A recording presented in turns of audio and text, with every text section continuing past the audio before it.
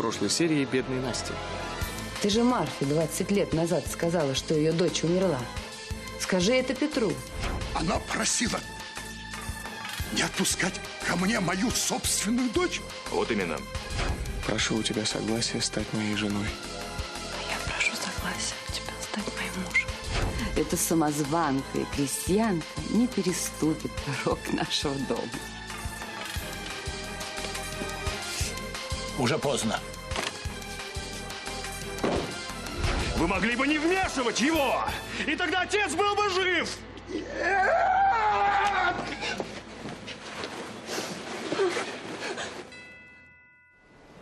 В роли Никиты Илья Соколовский.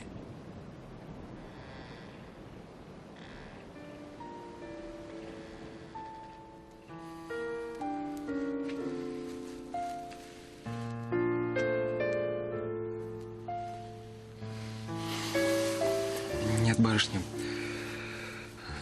Совсем кот потерял. А Никита? Нет, не надо нам было этого делать.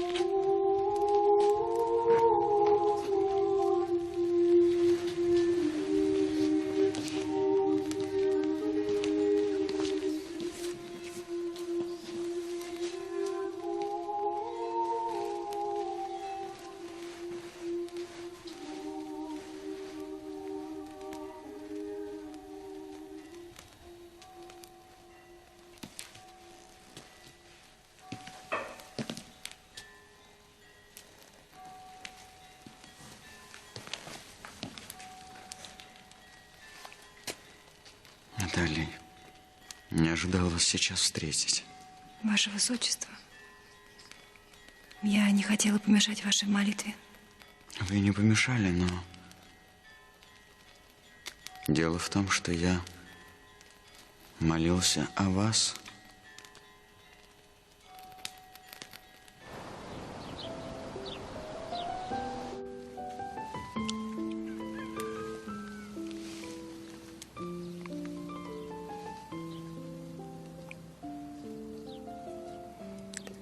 Невероятно. Это ты? Ты рядом со мной. Может быть, я еще сплю. Так не бывает. Чтобы двум разным людям в одно и то же время снился одинаковый сон. Даже если эти двое почти что муж и жена. Даже если так. Не верю. Тогда ущипни меня, я проснусь. Нет, я не хочу. Мне этот сон нравится. Я не хочу, чтобы он кончался. Ты не уедешь на Кавказ. Ты останешься со мной.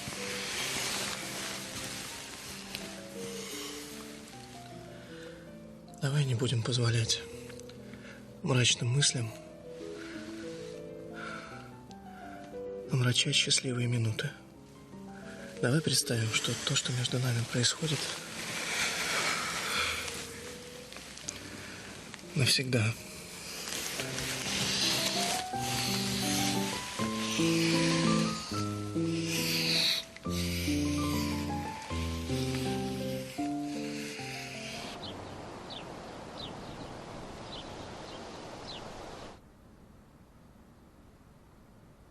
Ваших рук дело, Андрей Платонович.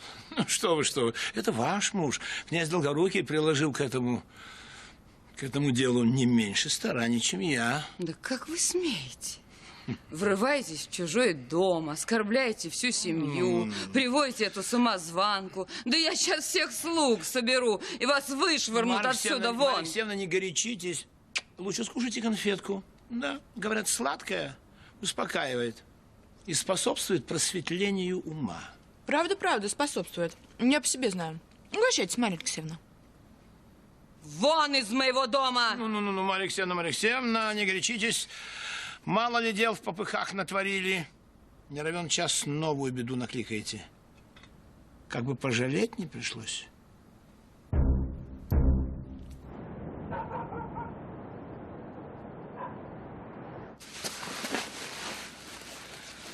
Петр Михайлович. Петр Михайлович.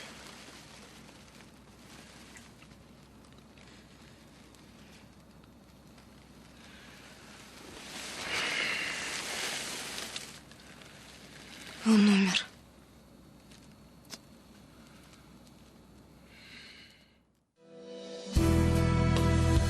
Мне не жаль, что огонь, закипевший в крови, мое сердце сжигал и томил. Но мне жаль, что когда-то я жил без любви. Но мне жаль, что я мало любил.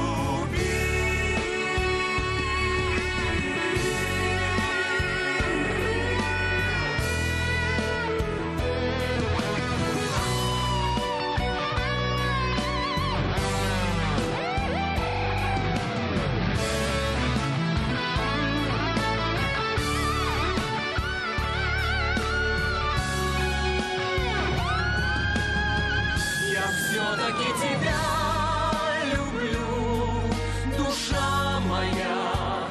При имени твоем трепещет, печаль по-прежнему сжимает грудь мою. Я за тебя, Создателя, молю. Я за тебя, Создателя, молю.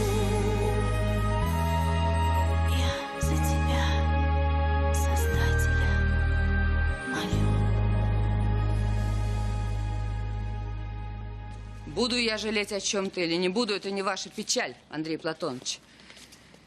Происхождение этой мерзавки – дело темное. Нужны серьезные доказательства, что она дочь Петра Михайловича. А буква на одеяльце? Я в него была завернута. Дура! 1000 детей завернуты в такие же одеяльца.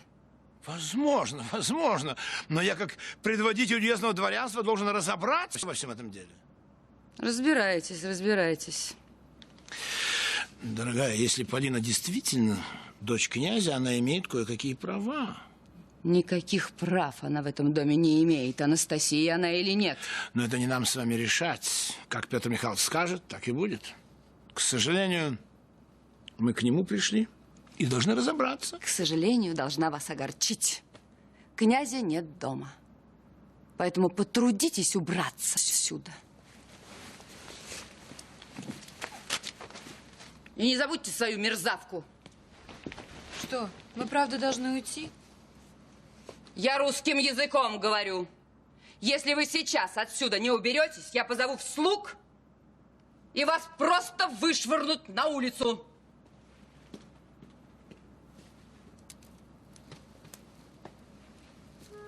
Может, не вернуться обратно к барону? Успокойтесь, Полина. Марья Алексеевна, я беру на себя. Поверьте, очень скоро вы станете ее самой любимой дочерью.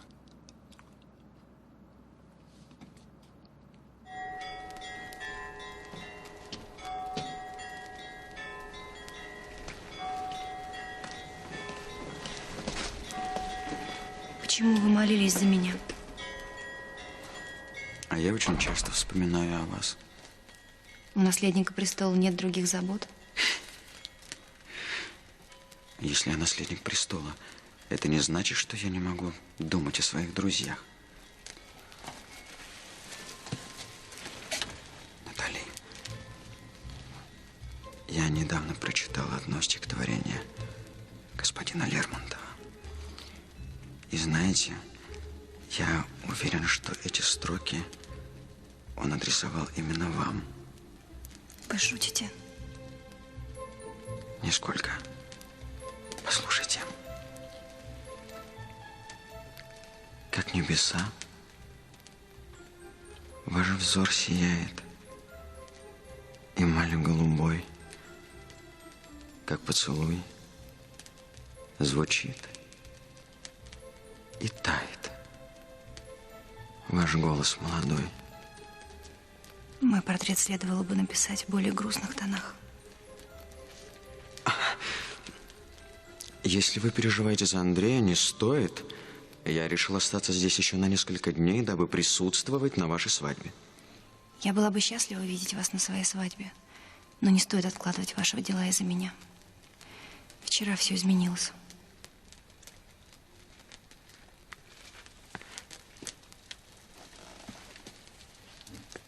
Так значит, я вам больше не нужен.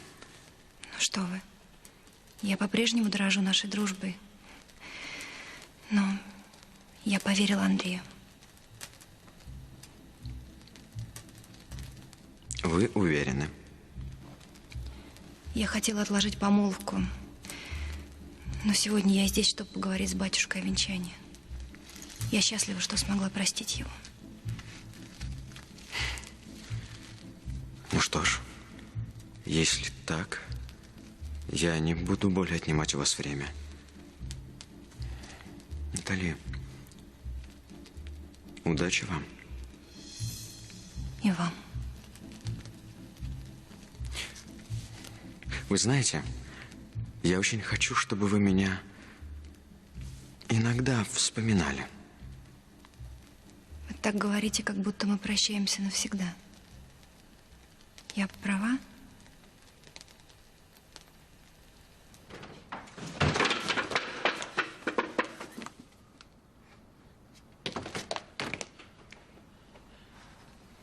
Зачем ты пришел?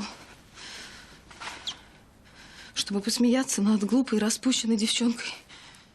Барышня, что вы такое говорите? Да вы лучшие из всех. Нет, уйди. Уйди. Мне так стыдно, как я вела себя. Да вы лучшие из всех. Вы самые добрые и красивые. Век бы вас целовал, ничего не замечая вокруг. Если бы только было можно. Я виновата. Никита. Я мечтала об этом поцелуе. Я закрывала глаза. Видела, как ты приближаешься ко мне. Неужто это правда? Я все время думал об этом. Хотел заставить забыть себя вас, но не могу. Значит, мы оба? Оба.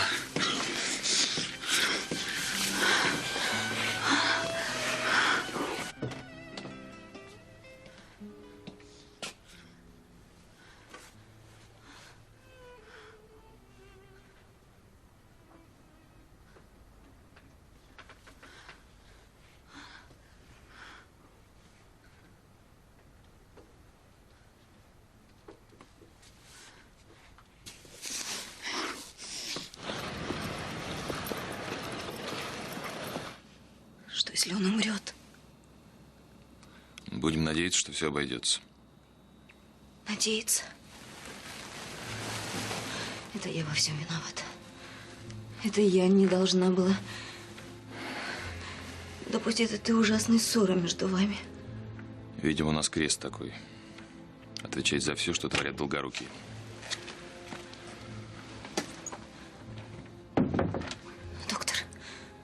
Доктор, как он? Князь Долгорукий очень слаб. Сердце? Вполне возможно. В его возрасте нужно быть осторожней. И тем более он перенес такой удар год назад. Вы имеете в виду выстрел княгини? Да. Это не проходит бесследно. Нужно распорядиться насчет комнаты для князя. Да-да, конечно. Нет, его нужно перевезти домой. А может быть, это опасно? Может быть, лучше оставить его пока здесь? Не сомневайтесь, доктор. Мы создадим все условия, ему будет ничуть не хуже, чем дома. Я не сомневаюсь, но, Владимир, мне совершенно не обязательно знать причину вашей размолвки, но Петр Михайлович категорически отказывается остаться здесь. Чем мы можем помочь? Обеспечить ему полный покой до моего возвращения. С вашего разрешения я дам распоряжение слугам. Разумеется. Доктор. Бедный.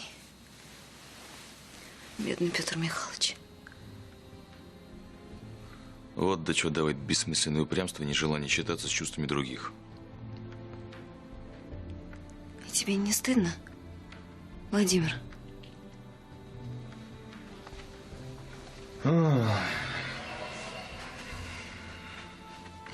Мне было бы стыдно. Мне было бы стыдно, Анна, если бы я уступил и женился на Лизе. Петр Михайлович сам навлек на себя эту напасть. Если кто-то и виноват в том, что случилось, то только ты.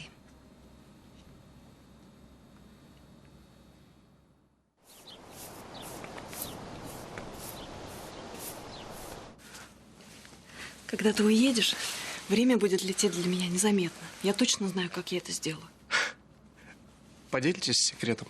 Я буду постоянно что-нибудь делать с утра до вечера. Вышивать крестиком. Лучше пишите картины. Ну, тут мне до Сони далеко. Тогда возьми несколько уроков музыки у Анны. А еще можно завести крепостной театр, как у Куров. У нас с тобой будут и картины, и вышитые подушечки, и театр.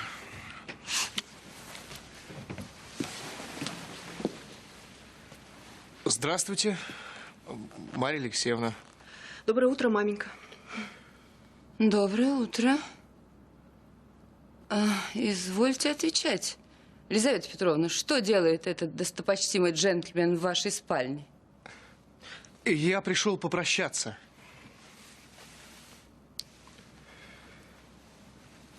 Попрощались? А маменька, дело в том, что отец запрещает мне видеться с Мишей. Я пригласила его к себе. Вот какие заботливые у меня дети. Князь, не то что та лошадь, которая сидит в гостиной. Лошадь? Ну, конечно, это самозванка Полина. Вбила себе в голову, что должна жить у нас. Сидит все время в гостиной, съела все конфеты в доме. Да и пройти невозможно, все время на нее натыкаешься. Да уж сама бы она до этого не додумалась. Это явно уж Андрей Платонович постарался, надоумил. Да, опять Забалуев? А ему-то что за дело? Ну, он как предводитель дворянства, вероятно, охраняет права будущих новоиспеченных дворянок. Да. Он уж постарается ввести ее в нашу семью, не успокоится. Да, не успокоится, пока опять какую-нибудь гадость не сделает. Но это вряд ли ему удастся.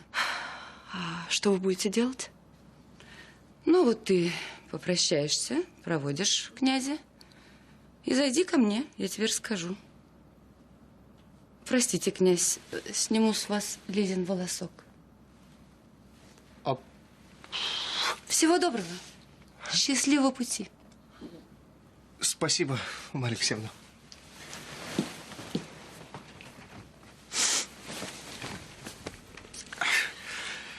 Что она опять затеяла?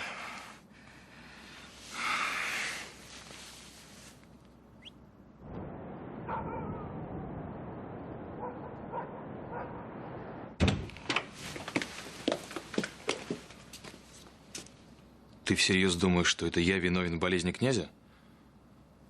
Чинная светская беседа не доводит человека до удара. А что ты считаешь, что я должен был уступить ему?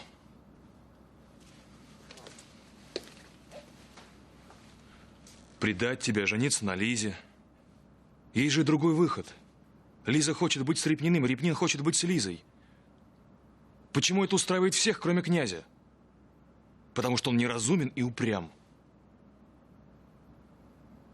Что ты так на меня смотришь?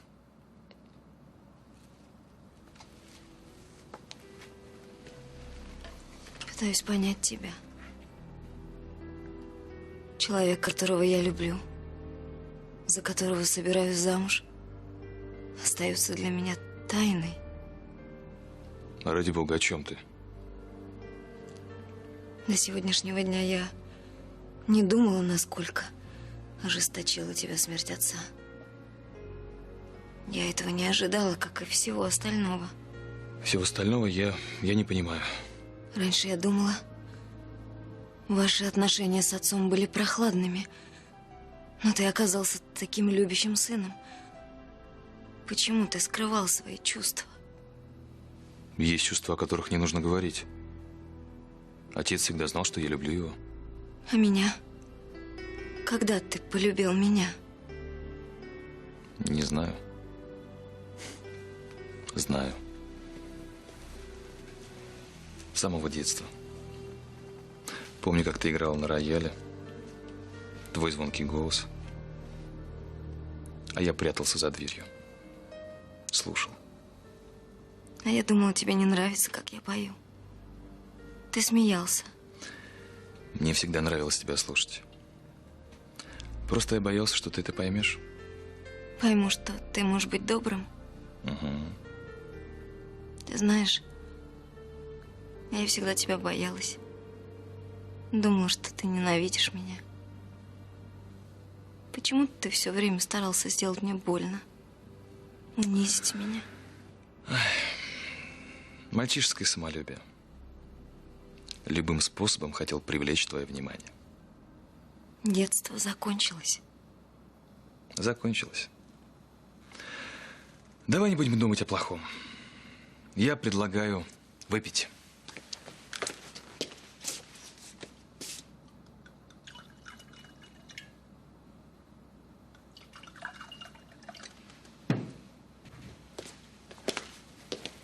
За любовь. Мы хотим всю жизнь быть вместе. А я только сейчас поняла, что ты не умеешь прощать. А что, если в нашей жизни будет не все так гладко? Ты тоже начнешь мне мстить? Я не понимаю. Ну, конечно же, нет. Я же люблю тебя.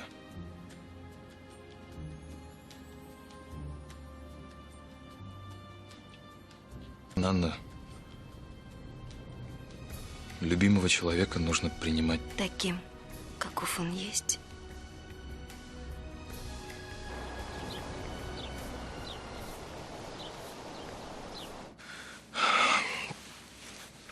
Я пойду. Мне пора. Ну-ка, секундочку. Что? Что такое?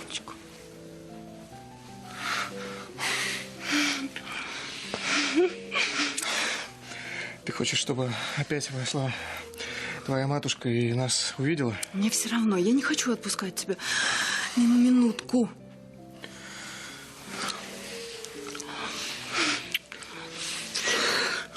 Если ты сейчас же не пойдешь к княгине, я не знаю, что я с тобой сделаю. Ну почему? Почему на нашу семью сыпется несчастье, как из рога изобилия? Ну чем мы провинились, а?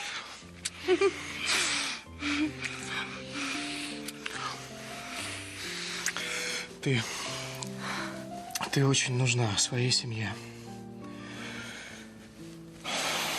Мне нужен ты. Тогда встретимся завтра, чтобы попрощаться. Хорошо. Только не здесь. Помнишь ту аллею, на которой мы столкнулись с Соней тогда, помнишь? Там мы будем вдвоем. А ты уверена, что сможешь прийти? Ну, конечно. Я хочу, чтобы перед отъездом ты запомнил мое лицо. Чтобы ты видел только меня. Чтобы ты знала, что я всегда жду тебя.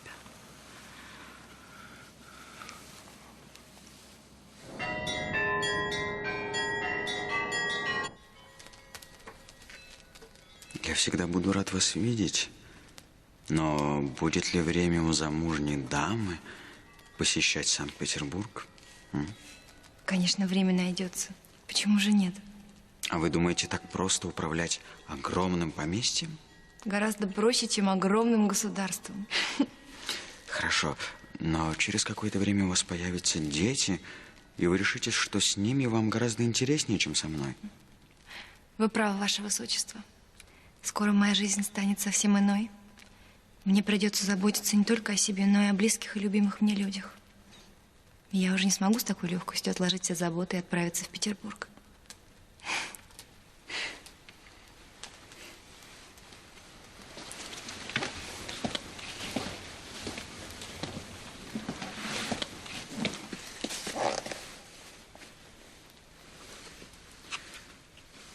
И все же, Натали,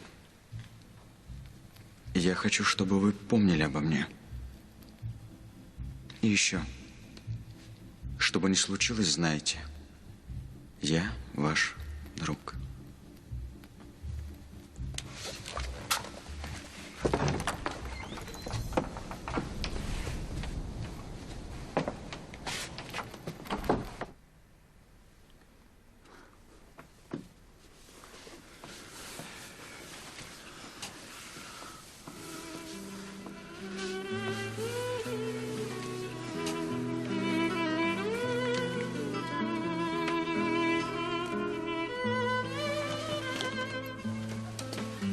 Барышня, нельзя так.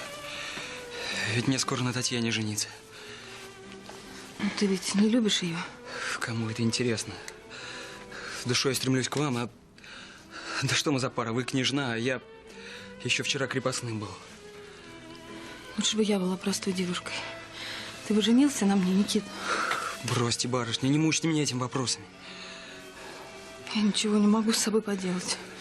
Сердце разрывается, как я подумаю о том, что ты будешь воспитывать чужого ребенка и жить с нелюбимой женой. Стерпится, слюбится. Нельзя желать того, чего иметь невозможно. Нам что, даже видеться нельзя? Конечно, нельзя. Зачем портить свою жизнь? Ты даже не будешь скучать по мне? Я сильный, справлюсь. А как же я? Вы забудете, пройдет время, еще смеяться станете. Не стану, Никита. Ты самый благородный.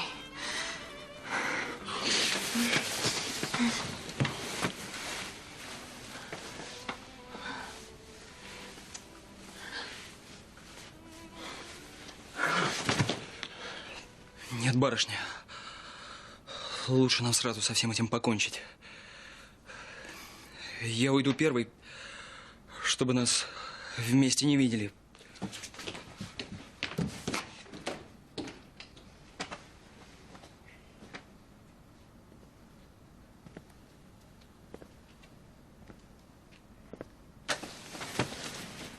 Никита.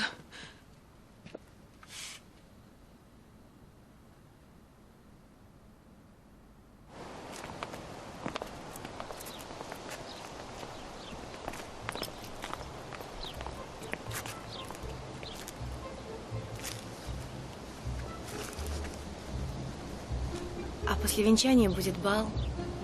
Может быть, я увижу вас там? Я с нетерпением буду ждать. Натали, обещайте мне, что будете счастливы. Обещаю, Ваше Высочество. Я буду очень счастлива.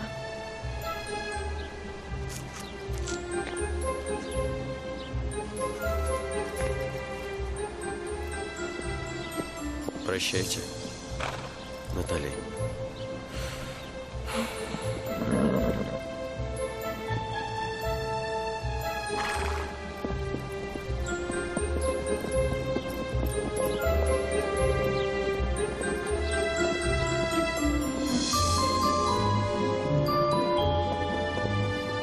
Подождите здесь.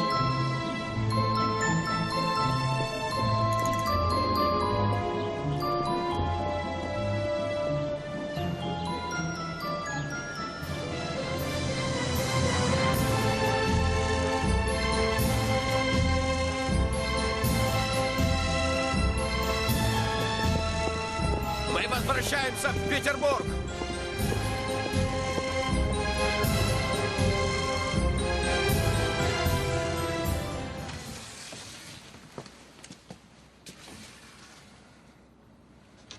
Полина, ну сколько раз я тебе говорила? Не сиди все время в гостиной. А я папеньку жду. Папеньку, ой. Пес дворовый тебе, папенька. За балу его поверила. Да он такую дурочку, как ты, легко вокруг пальца обведет. А мне, барыня, терять нечего. Никому не пожелаю такой жизни, как у меня. Бедная девочка. И не баловал никто, да? И подарков не дарил. И денег больших в руках не держала, да? Я тебе дам вдвое больше того, что обещала. Если ты сейчас же уберешься отсюда и выкинешь мысли с головы, что ты дочь Петра. Вы, княгиня, очень щедрая. Но папенька мне дороже любых денег. Вы ей что, деньги предлагаете? Лиза, не лезь не в свое дело. Бери. Бери, когда дают. Вы думаете, я здесь из-за денег? Нет. Будь мой папенька хоть дворовый, хоть крепостной, я все равно была бы рада. Мне так не хватало родительской любви. Мало пароли тебя в детстве. Зря вы, маменька, с деньгами. Отец узнает, еще хуже будет. Хуже некуда, Лиза. Княгиня, княжна, с Петром Михайловичем беда. Что такое? У князя Долгорукова удар. Где он? В экипаже. Нужны слуги, чтобы перенести его в дом. Господи, Боже.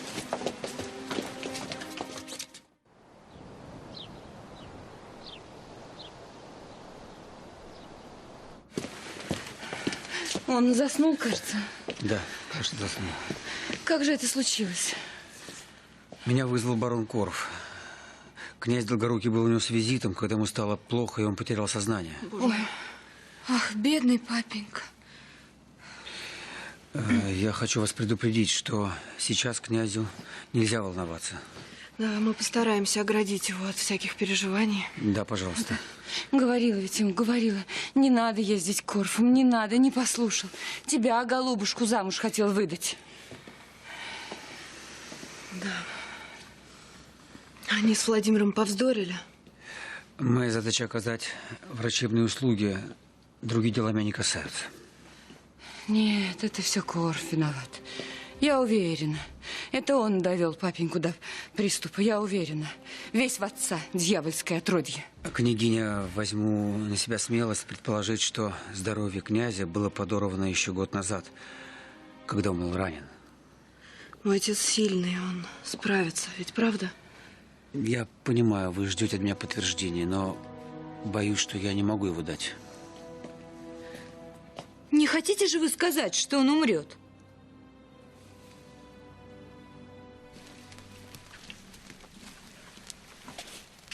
Эти свечи для гостей, вот эти для вас. Да и певчих на этот раз будет больше, чем обычно. Лизе на венчание проходила здесь же. Как ей было тяжело. У нас все будет по-другому. И на свадьбе, и после. А давайте украсим церковь разными цветами. Желтыми, красными, розами.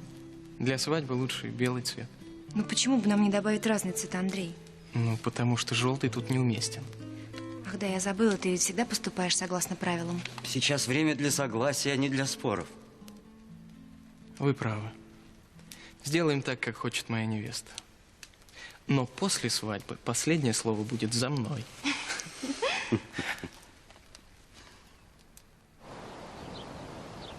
Говорила ведь, Петя, не ходи туда, не ходи к Корфу. Нет, пошел. Ни до чего хорошего это не доведет. Маменька, успокойтесь. Да почему я должна молчать? Как надо было разговаривать с Петром Михайловичем, чтобы он сознание потерял? Маменька!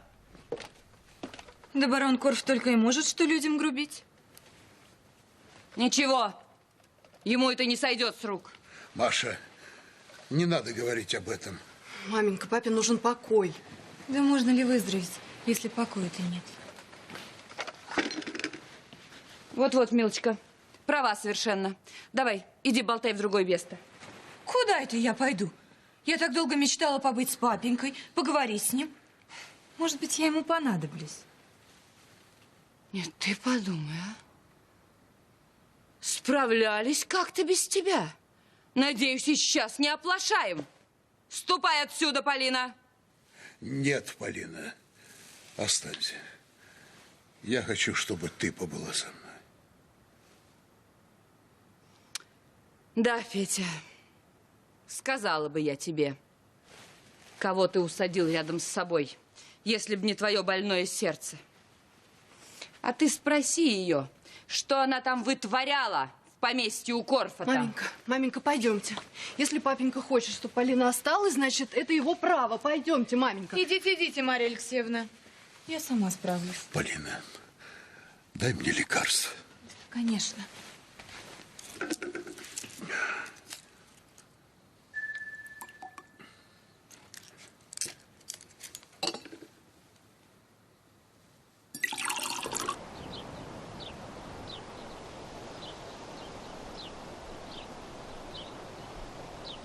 Что вы здесь делаете, Карл Модестович? Это комната Татьяны. Софья Петровна, а вы разве не знаете, что управляющий поместьем ходит повсюду? Такая работа. Но вы даже не постучались. Если бы маменька узнала об этом, она вряд ли бы обрадовалась. Да, конечно. Но уж как она обрадуется, когда узнает, что ее дочка целовалась с конюхом. Да как вы смеете? Мы просто с Никитой разговаривали. Да. Видел я ваши разговоры. Подите прочь, Карл Модестович. Ну что за нравы в этом семействе? Отец готов жизнью рискнуть, чтобы спасти честь старшей дочери. А тут младшая такой подарочек готовит. Да папенька поверит мне, а не вам. Может быть. Может быть, поверит. А может и нет. Что вам от меня надо, Карл Модестович? Зачем так грубо, Софья Петровна? Такая нежная барышня. А выражаетесь, как последняя служанка. Кто вас этому научил? Не Никита ли? Какое колечко красивое. Ой, забирайте колечко. И уходите, прошу вас. А на что оно мне, милая барышня? Забирайте, мне противно все, до чего вы дотронулись. Зачем вы так, Софья Петровна? Мне ведь в будущем понадобятся от вас некоторые маленькие услуги. Например, я хочу знать, о чем ваши папенька с маменькой беседуют за вечерним чаем. Да я лучше умру, чем буду шпионить за родителями. Я Никите пожалуюсь. А вас не смущает, Софья Петровна, что из-за этого Никиты папеньку удар может хватить? Плохо он что-то стал в последнее время. Плохо. Кстати, мне бы хотелось взглянуть на его завещание. Окажите мне любезность. Помогите, Софья Петровна?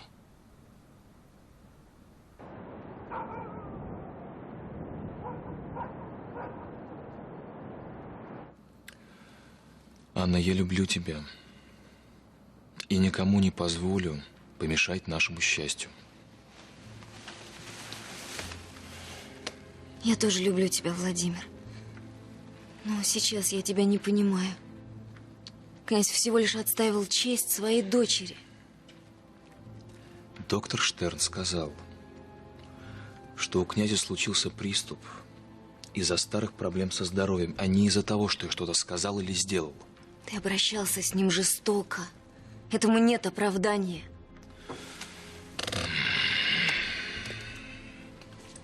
Если бы я знал, что князь болен, я был бы сдержаннее. Хотя все, что я сказал, чистая правда. Если бы князь занимался своими делами... Но его дочь, это его дело. И он хотел как лучше для Лизы.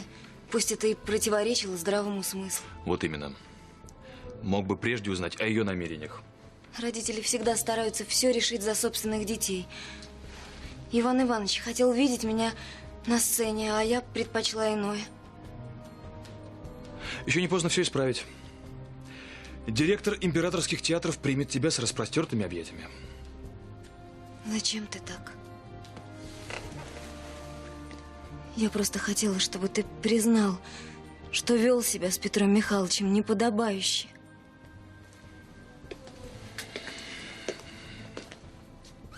Прости, Анна. Наш спор не имеет смысла. Да, я был резок с князем. Неужели ты не понимаешь, что ты был жесток, ты обвинил его в убийстве? Я сожалею об этом. Сожалеешь? Но человек едва не умер. Неужели так сложно признать свою собственную неправоту? А в чем моя неправота? В чем? Да, не князь напоил отца отравой. Но если бы не его история с Марфой, княгиня никогда не пошла бы на убийство, понимаешь? Но твоего отца этим не вернешь. Это слабое оправдание. Каждый должен получать по заслугам. Господи. Господи, я и не думала, что ты затаил на него столько зла. Не более, чем он заслуживает. Он использовал моего отца. Отец погиб из-за Петра Михайловича, и я не буду извиняться за то, что назвал вещи своими именами.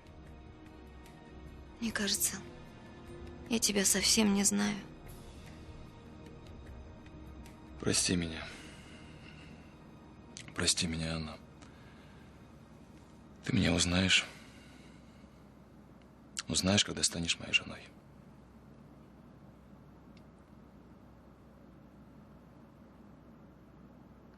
Боюсь, теперь не узнаю.